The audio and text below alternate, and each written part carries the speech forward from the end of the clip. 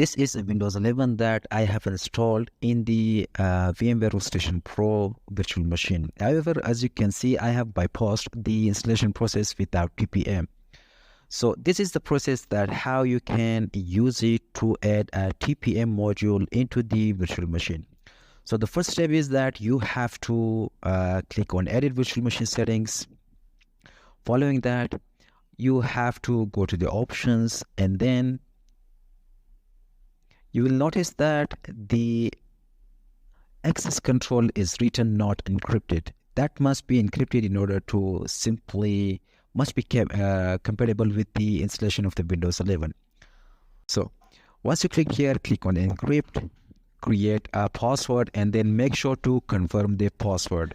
So make sure that the password must be at least an 8 character. Without that, it is not going to work.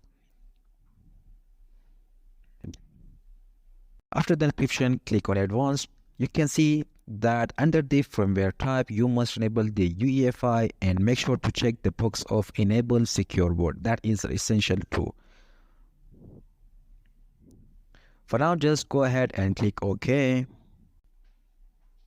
Or if you do not click OK, go to the hardware tab and click on add, and at the bottom you will notice trusted platform module has been added. Now click on that and simply click finish, and now the TPM module has been included into the hardware of the virtual machine. Now go ahead, power on the virtual machine and test whatever you want with it. You will not face the TPM error ever again. Yeah.